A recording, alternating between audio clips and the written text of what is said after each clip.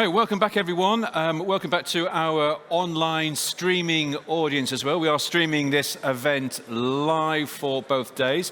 So our next session is AI for core network automation. It's our third session of the day. So I'm going to ask our speaker, Bejoy, to come and join me on the stage. So please welcome Bejoy to the stage. He's going to go to the lectern. Hi, good morning, everybody. So my presentation is titled Navigating the Journey to the AI-Native Telco Future. I know the section was labeled as Automation in the Core. I'll cover that for the most part, and I'll also touch on other areas as well, including monetization, the use of AI in monetizing. The agenda, first I'm going to cover our view of the industry inflection point and how we view AI applied to different areas of the network, be it for monetization or the drive towards autonomous networks.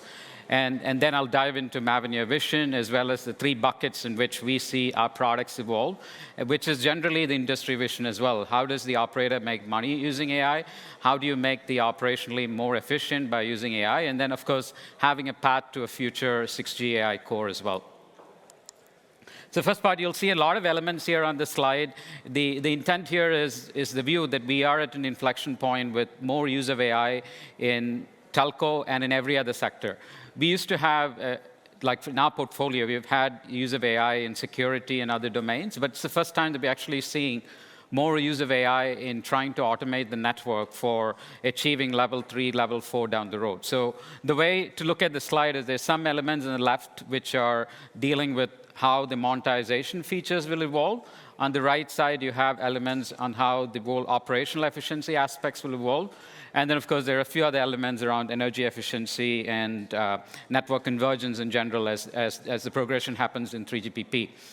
The intent is not to say that we are here on each step of these elements on the right-hand side, but it's to say that it's a journey that will happen in the next 3 to 4 years, starting with, let's say, API exposure. And I'll cover this in more detail later in the presentation, where today it's Camara-based APIs. How does it evolve in the future when you have more agents that are interacting from the enterprise side? Same thing for experience, where whether today it's very user-centric, you're selling connectivity as an operator, how does that connectivity evolve to where you're selling intelligence? And GSM actually has an initiative right now where you're looking at the ROI of intelligence, not just under specific projects, but also looking at the intrinsic benefits of AI. How does the organizational transformation happen? What benefit does it bring to the operator and to businesses? So considering all of that and looking at how does the network evolve from it just being a connectivity pipe to being a value chain where it understands reasons and creates opportunities for the operators to monetize their network using AI, as well as how do you run the network more efficiently with less number of people effectively and be more operationally efficient. So coming to the Mavenir pillars in our vision, there's three main pillars. The first one is AI for monetization, which is all around what kind of services could evolve in the core. Primarily, it's on the core when it comes to monetization, unless you consider the AI and RAN efforts that AI RAN Alliance has with multipurpose compute, where you run not just RAN workloads, but other workloads also on the same GPU. So that's one example of AI for monetization in the RAN side, but otherwise, most of the use cases here around the consumer enterprise, the core. And the core includes everything from packet processing to IMS to the billing side and customer experience side as well. The second piece is AI for operational efficiency. This is the drive to move towards autonomous level 4, 5 in the future, where today, based on the surveys and reports that we see, operators are generally between level 2 and 3. They may have achieved level 4 in specific domains, like, for example, just in the transport domain or fiber rollout. But to realize the end-to-end vision of level 3, level 4, what is required? And finally, how does that set it up for a future AI core? So I'll give an example of how we view the core evolving to support 6G AI services. Now, looking at purely from today's world, how could you consider using the core to monetize and applying AI? So there are several cases in the core for in-call use cases as well as post-call. And these are enterprises. There are startups as well that are doing agents that run on top of the operator network and give you the same sort of capabilities. But the pitch here is for operators to actually not just become a dumb pipe as the AI evolution happens, but also to participate in that and make money out of it. So there are many use cases here, be it in-call or post-call, sentiment analysis, fraud detection, post-call things like summarization of the call, giving transcription. So all these use cases, again, as I said, could be realized as an OTT solution, but what if it could do it on-prem?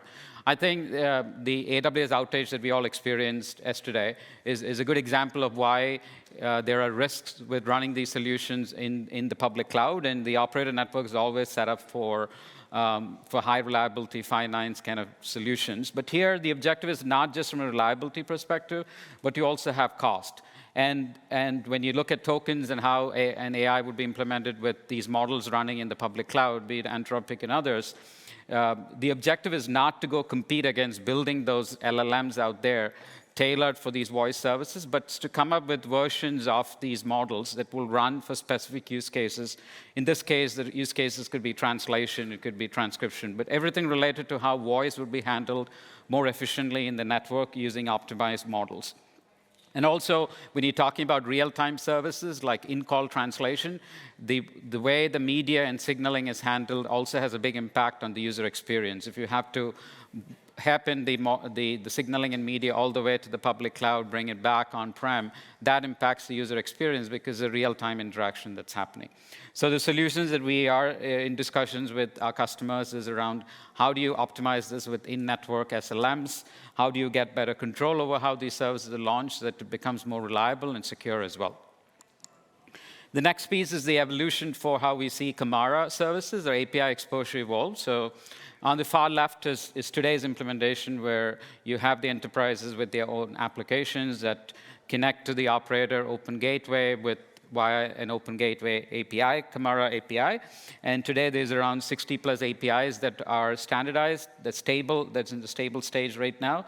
And there's many more that's going to happen, right? But at the same time, if you look at the figure right next to it, it's showing the evolution that will happen when the enterprise side evolves to having agents.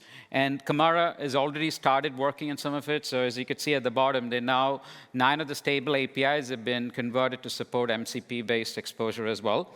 So here the idea is that the interaction evolves from being a Camara API-based interaction to tool discovery using MCP protocols.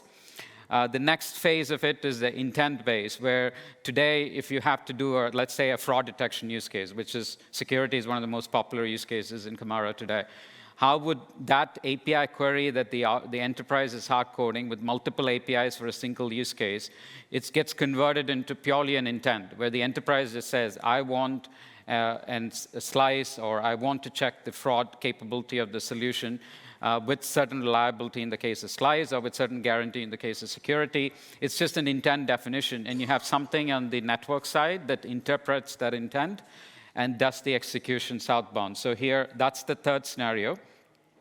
And we're actually showing a demo of this at our booth and how the intent orchestration works with Camara. The fourth piece is where it gets interesting, where you now adopt the protocols of A2A, agent-to-agent communication protocols, on the far end where the enterprise evolved to an agent, and the agent, through its LLM query, either discovers the path using MCP tools. So that's one of the options that you see on the right, is the MCP tool-based discovery and the interaction using MCP. The second option is where the interaction is happening, where the agents can directly talk to each other. So there's agents that are providing services in the operator network core as well. And that's the second path you see. And then, of course, the third one is where the current APIs are used. So we see this evolution path will be a journey in itself, but the operator networks have to evolve to be able to support this journey. The next piece is, as intent-driven networks evolve, on the previous slide, I just talked about how intent would apply for the service exposure use case, which is just the second bucket in there, the network exposure. But at the same time, there are other avenues of the operator domain where intent is going to play a key role, especially as you move towards 6G.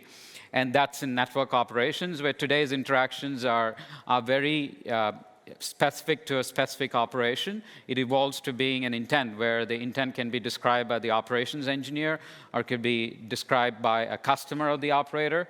And then the service lifecycle as well, whether it be self-healing, self-learning, orchestrating the network for service or domain orchestration, all of that is defined and executed using intent.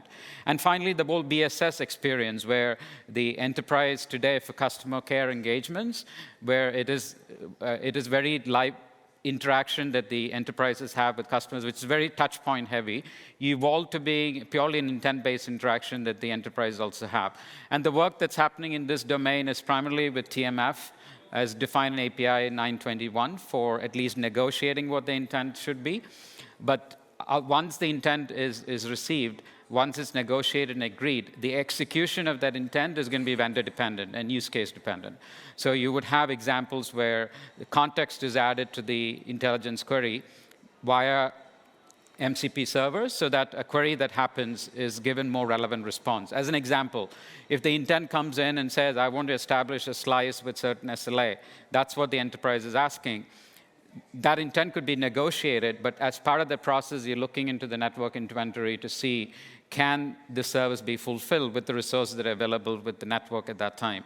And that interaction is retrieved using an MCP server that's exposing this capability. So there's all these pieces come together when you look at an intent-driven network of the future. The next piece is, as we look at how AI-driven service assurance itself would evolve in an L3, L4, L5 network. One of the big problems that you have today in the network domain is any OSS solution that's sitting on the top, it's primarily operating on the FM and PM data, which is fault alarms, performance data, which is the counters and KPI, or the key performance indicators. That's the level of knowledge that's known to the OSS systems. Of course, if you pick any OSS vendor, they will be working with the individual network provider vendors to kind of interpret what these network function, counters, and KPIs and alarms mean. And that knowledge is what the OSS vendors use to determine when thresholds are breached, when should the alerting happen. The auto root cause analysis of that whole process happens today. In an automated way, I shouldn't say that there's no use of AI today. There is threshold-based AI, pure AI ML-based mechanism be used in the OSS systems. But what the OSS systems lack is a visibility that happens further into the application itself, the trace information, the log information, which has got very valuable pieces of stats, which will help in debugging the network and make it more proactive. Because if you have to move from L2, L3 to an L4, L5 network, you cannot rely on a proactive form of service assurance. It has to be very proactive, cannot be a reactive method like the way it happens today. So what we're showing here is, on the left is today's implementation. Many operators have achieved this level of service assurance, where you have data that's put into a centralized data repository, a data lake.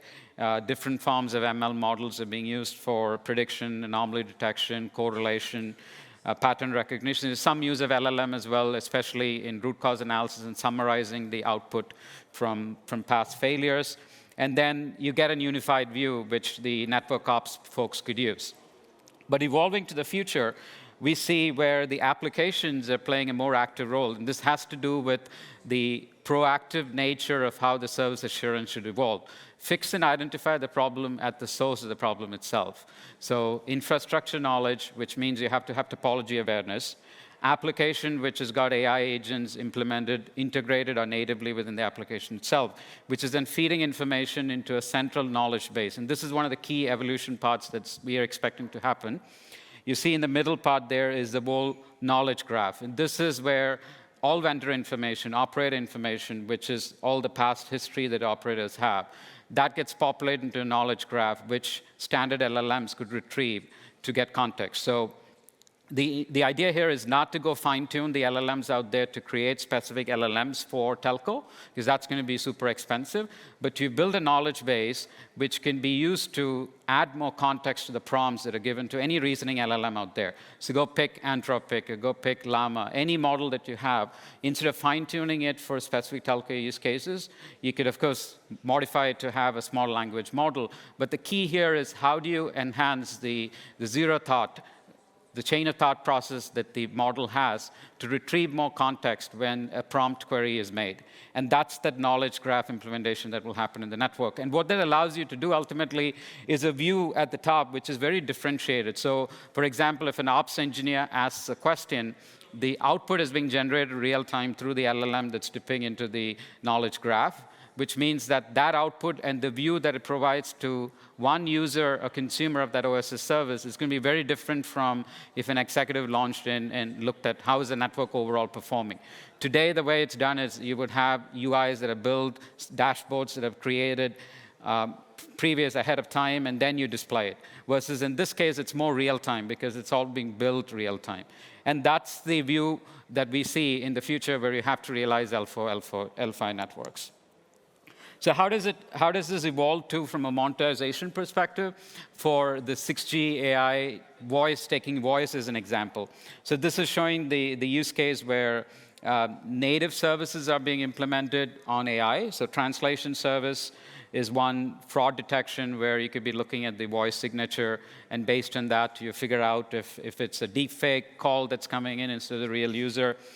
There's other use cases, well, that's possible in the future, like XR services.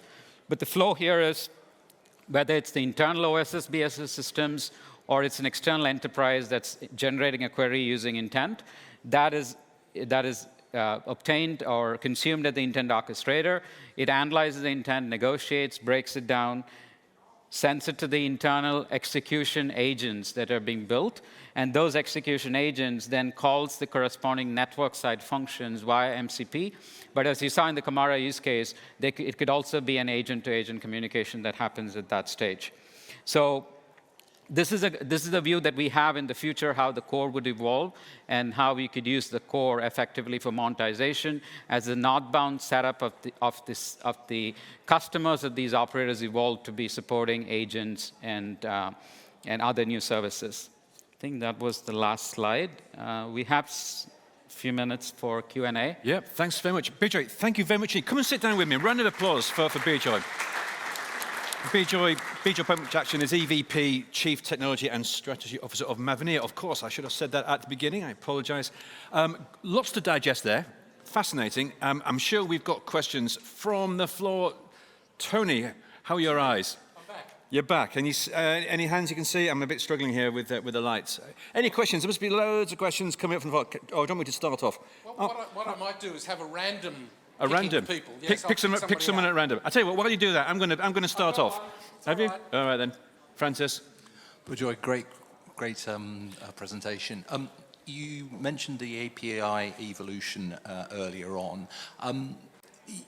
Obviously, at the moment, if you look at the Kamara interfaces at the moment, they tend to be what I would term is telco exposing what its network already is capable of doing, whether that's a SIM swap or something like that, i.e. we're offering to the outside world what you can do. As you move to intent-based engagement, it becomes much more a customer-driven process rather than what the telco it does. Have you been at all looking at how we enable the operator to be able to trust that type of interaction? Because at the moment, we kind of put a barrier in the way. This is what the network does, and it does. This becomes a much more collaborative thing with intent. Have you looked at what needs to happen within the operator to make that intent-based interaction work? So the intent-based interaction does not mean that whatever the customer is asking is going to be supported, right? The first phase of the intent interaction is a negotiation. So say for your point that today you're selling network services exposed using API, and that's what you could sell. In the future as well, that is the case. You could only sell what you could support in the network. The key here is, hopefully by the time that you're evolved to supporting the intent-based asks from the customers, your network has also evolved to a level 3, level 4, where the requirements for a level 4, level 5 is that new service creation can happen in a matter of minutes, right? Which is today not possible. So if, for example, the enterprise were to negotiate for an intent, for a service capability that you've not set up, the idea here is that you're able to set it up in a matter of minutes, and that would then enable you to then turn around and sell that and satisfy that intent. So that's what will happen. Now, when it comes to the security aspect of it, of course, all of this will have proper guardrails and making sure that as part of the negotiation, you're not going outside the bounds of what is required. So the way the intent orchestration engine will execute on this is with proper guardrails in place, because the first part of it is the top layer that would be the dashboard and what would actually evolve to supporting these services. Stop by a booth. We'll show you some of these capabilities as we see it today. Great, thanks very much for that. Whilst we're waiting to see if there's any more questions from the audience, we have a question from our online audience, and I think this one's quite relevant here. The question is, and we're going to be covering this to an extent tomorrow when we look at the panel on future challenges. So the question is, how do you adapt to MCP and A2A when we have no idea if MCP will be a long-term solution? There's constant change. How do you and telcos plan for this change today? Yeah, so when initially the MCP effort came about in Anthropic and enterprises were adopting it, there was work that was done in the telco sector itself. There was actually a paper written on what are the telco-specific adaptations of MCP that needs to happen. Since then, at least our thinking has evolved to where we're saying it does not need to be an MCP/T, which is the way this paper was advocating the use of MCP in telco, but it's going to be more of an intent-driven solution. That's why we talk about MCP as the underlying way in which, one of the ways in which you could utilize the network exposure, but it all has to do with who is the consumer of it. So one way is if that capability is being discovered using an MCP tool, then it becomes more interactive. Like you could evolve and develop this much faster. But we're not saying that the only way of consuming the network services is going to be via MCP. If you see one of the slides we showed, it is MCP, it's A2A, or it's standard APIs as well. It's all going to depend upon which parts of the network have MCP-based services exposed. Definitely, we're not expecting the entire network overnight to be converted and exposed using MCP. There's a huge cost to it. And first of all, the MCP servers have to be developed. It's either going to come from the vendor or it's going to come from a neutral third party who knows enough to kind of abstract and create the tools for each domain. So you will see vendors pop up who are building MCP tools for certain domains as well. You'll expect to see some of those players pop up. And the question is valid. I mean, nobody knew about MCP a year ago. A2A is just being adopted in Linux Foundation. You'll see this evolve over time as well, and this is a journey, right? So if it takes 2 years from now and there's an evolved version of it, then we will adopt that. Great, thanks. As you say, yes, it's a journey. Do you see any more hands coming up here, Tony? Any more questions? We've got time for probably one more question. If anyone's got a burning question, I know you all want to rush out and have a look at the booth and have a demo, but any questions? Yes, there's one in the middle there, Tony. Thanks very much. Thanks for the presentation. So my question here, looking to the evolution with more centralized data management, evolving from data lake to data fabric or data mesh. My question here, can we get AI to help us solve the data problem? And assuming that will be good enough to understand the data and run inference at the network function level or where we need in order to optimize the processing. Yeah, actually, I forgot to mention that in the slide. The evolution path that we see for the data lake itself is where this technology coming out there for zero copy, where today most of the enterprise implementation is where you copy the data that's put into the data lake multiple times. So we're seeing like IBM, Snowflake, and others talk about zero copy, where the data, once it's stored, it could be, instead of copying it multiple times, which adds to overhead on the DB side, it is retrieved and used by the application, which is an AI agent in this case, much more efficiently. So that's one part of the evolution that we see happen in the data fabric itself. The other key part is what data gets written into the databases. So Microsoft has this project called Janus, where effectively, today, if you think about the data storage for service assurance, a lot of it is trace data, logs, debug data, which if you have to run continuously in an operator network, that's going to kill the footprint. I mean, you'll have to spend hundreds of millions just storing all this data. So how could you intelligently, when a problem happens, create enough information to be able to go debug it? And this is done using techniques like Janus, which is effectively an eBPF-based implementation, where when a problem happens, there's codes, hooks that are implemented within the application itself that it knows to generate additional information, which can be used by these AI agents to go execute on and solve the problem. So there are different ways in which you could look to solve the same problem. Great, thanks very much, Bejoy. Thank you very much. We're at the end of the session, so a round of applause for Bejoy. Thank you very much.